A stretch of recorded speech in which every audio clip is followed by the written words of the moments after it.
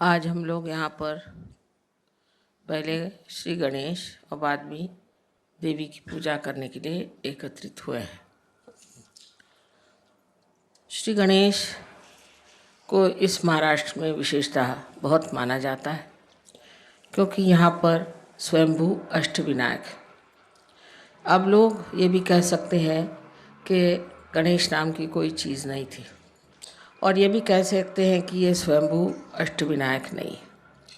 लेकिन आप जब आत्म साक्षात्कार को प्राप्त करते हैं, जब आप चैतन्य को प्राप्त करते हैं तो आप पूछ सकते हैं कि क्या ये स्वयंभू है, क्या यह वास्तविक पृथ्वी तत्व ने बनाई हुई चीज़ है।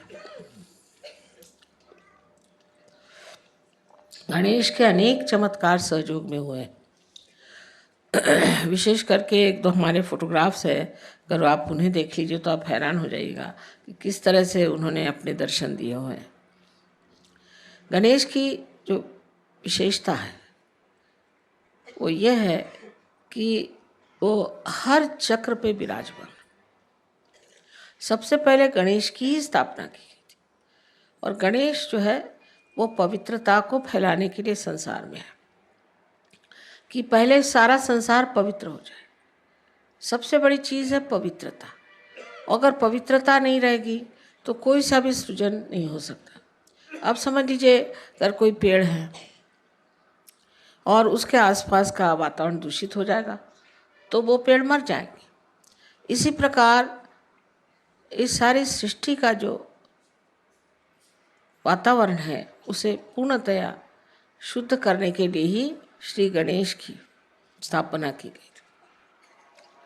आजकल के इस वातावरण में लोग समझ नहीं सकते हैं कि पवित्रता चीज़ क्या है और पवित्रता का अर्थ क्या है।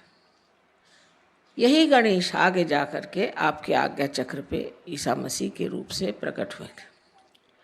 इसलिए ईसा मसीह ने भी सबसे ज़्यादा पवित्रता का महत्व बताया कि आपकी आंखें तक पवित्र होनी चाहिए, क्योंकि आज्ञा चक्र पे है। आँखों में तक आपकी पवित्रता होनी चाहिए। अगर आपकी आँखों में पवित्रता नहीं है तो फिर आप किसी तरह से भी पवित्र नहीं माने जाएंगे। लेकिन इसका ये मतलब नहीं कि आप अपने को कहें कि हम में ये खराबी है, हमें वो खराबी है। किंतु श्री गणेश को अगर हम मानते हैं, उनकी हम पूजा करते हैं, तो उनके गुण भी हमारे अंदर आने चाहिए। तो पहला तो उनका गुण है कि पवित्रता। अब इस पवित्रता को हम किस तरह से पा सकते हैं? कहने से नहीं हो सकता। किसी आदमी से कहा जाए तुम पवित्र हो जाओ तो नहीं हो सकता। गंगा जल से नहाने से भी मनुष्य पवित्र हो, ऐसी बात नहीं। तो ये पवित्रता आने के लिए क्या करना चाहिए? इसके लिए आपके कुंडलिनी का पहले जागरण होना चाहिए। जब जागरण हो जाएगा तभी समझ लेना चाहिए कि धीरे धीरे ये जो कुंडलिनी है ये सब चक्रों को स्वच्छ कर देगी। लेकिन वहाँ पर भी श्री गणेश ही का कार्य है, क्योंकि ये चैतन्य है, और वो चैतन्य स्वरूप श्री गणेश आपके हर चक्र को भी साफ करते रहते हैं। और अंत में जाकर के सहस्त्रार पर भी श्री गणेश आप जानते हैं कि सदाशिव के गोद में बैठे हो। ये जो भी चीज़ें हम लोगों को लगती हैं कि पौराणिक है, मैथोलॉजिकल है, ये सब की सत्यता सहयोग भी आप प्राप्त कर सकते हैं। पहले आपको केवल सत्य को प्राप्त करना चाहिए, एब्सोल्यूट ट्रूथ को। उसके बाद आप कोई भी सवाल पूछें, उसका जवाब सही माने में आपके उंगलियों के ऊपर आ जाएगा। आप इसे जानेंगे कि सत्य क्या है। किसी भी चीज़ को कह देने से कि असत्य है, वो चीज़ असत्य नहीं होती। उसकी खोजबीन करनी चाहिए।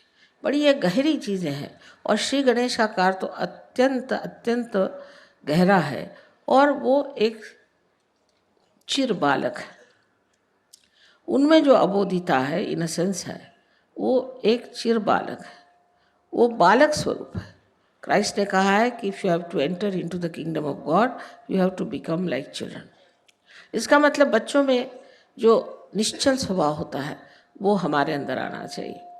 लेकिन वो ज़बरदस्ती करने से या कुछ रोज़ की अभ्यास करने से नहीं जाएगा। अगर आप ज़बरदस्ती करेंगे तो आपका अहंकार बढ़ जाएगा। अगर आप ये कहेंगे कि हम बड़े पापी हैं, हमने बड़े पाप किए, हम बड़े खराब हैं, तो आपका प्रति अहंकार बढ़ जाएगा। दोनों तरह से ये गलत बात है। तो इसके लिए करना क्या चाहिए? करना ऐसा चाहिए कि अपनी कुंडलिनी का जागरण पहले कर लें। कुंडली के जागरण से आप दूसरे आयाम में, दूसरे डायमेंशन में उतरते हैं। दूसरे डायमेंशन में उतरते साथ धीरे धीरे अंदर से ही ये स्वच्छता होती रहती है। ये अनादिकाल से कुंडलिनी आपके अंदर स्थित है और ये उसी समय का इंतज़ार कर रही है, उसी के लिए बैठी हुई है कि जिस वक्त आपको ऐसी व्यक्ति मिल जाए जो आपकी कुंडलिनी का जागरण कर सके, क्योंकि ये आपकी माँ है और आपकी अपनी वैयक्तिक माँ है।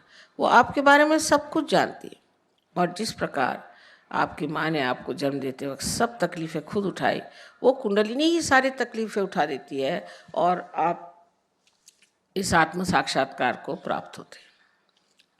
इस आत्म साक्षात्कार को प्राप्त होने के बाद आपको सिर्फ इतना करना है कि अपने इस योग को जो आपका अब परम चैतन्य के साथ हुआ है, उसके साथ एकाकारिता स्थापित करनी। चारों तरफ हम लोग देखते हैं, फूल देखिए कितने सुंदर है, सृष्टि कितनी सुंदर है, पर हम कभी सोचते भी नहीं कि ये कैसी बनी, इसको कौन बनाता है। एक फूल के पौधे एक ही ऊंचाई तक बढ़ते हैं, कोई पेड़ एक ही ऊंचाई तक बढ़ते हैं, ये सारा कौन करता है? इसे आपको पातंजल में अगर आप देखे जाए तो लिखा हुआ है कि ऋतंभरा प्रज्ञा, इसका नाम उन्होंने ऋतंभरा प्रज्ञा कहा। लेकिन यही ब्रह्म चैतन्य है, यह परम चैतन्य है जो चारों तरफ फैला हुआ है और जिसके लिए आदि शंकराचार्य ने बताया हुआ है कि सलीलम सलीलम, ठंडी ठंडी हवा इसकी लहरें आती। बाइबल में भी इसको cool bridge of the Holi ghost कहा गया। इस प्रकार की कुंडलिनी हमारे अंदर है और वो बिल्कुल व्यवस्थित रूप से इसी के इंतज़ार में है कि कब आपका पुनर्जन्म है। अभी तक अमीबा से इस स्थिति में हम आ गए कि इंसान बन गए, लेकिन इससे कोई ना कोई ऊंची स्थिति ज़रूर होनी चाहिए। अगर हम सत्य को प्राप्त किए होते तो आज कल के जो झगड़े हैं ये न रहते। हम सब एक मन से, एक विचार से, एक सत्य के साथ जीते। लेकिन ये जो झगड़े हो रहे हैं इसकी वजह यही है कि हम लोगों ने अभी तक उस केवल सत्य को प्राप्त नहीं किया, और जब तक हम उस सत्य को प्राप्त नहीं करेंगे तब तक उत्क्रांति माने इस इवोल्यूशन की जो चरम सीमा है उसे हमने प्राप्त नहीं किया। उसको प्राप्त किया बगैर हम लोग कभी भी शांति से, सुख से, समाधान से रह नहीं सकते। संसार के जितने भी प्रश्न हैं अधिकतर मनुष्य ने ही खड़े किए हैं। इस मनुष्य के परिवर्तन के लिए श्री गणेश का बहुत कार्य है, बड़ी मेहनत करते हैं। इनके गण हैं इसलिए इनको गणपति कहा जाता है और ये हर समय माँ की सेवा में लगे रहते हैं और हर जगह जहाँ भी ज़रूरत होती है तुरंत दौड़ के जाएंगे और कार्य करते हैं। अब ये सब चीज़ें ऐसी लगती हैं जैसे कोई स्वर्गीय चीज़ें हैं और इसका मनुष्य से कोई संबंध नहीं, लेकिन इसी दुनिया में हम लोग उस स्वर को स्थापित कर सकते हैं जिसकी महिमा शास्त्रों ने गाई हुई है। कोई कठिन बात नहीं है और इसके लिए सिर्फ हमें सज्ज होना चाहिए, मन में शुद्ध इच्छा रखनी चाहिए कि हम इसे प्राप्त करें। ये कोई झूठी बातें नहीं है, ये कोई ऐसी बातें नहीं है कि जिससे किसी को भुलावा डाला जाए, किंतु ये बात सत्य है और इसे हमें प्राप्त करना चाहिए।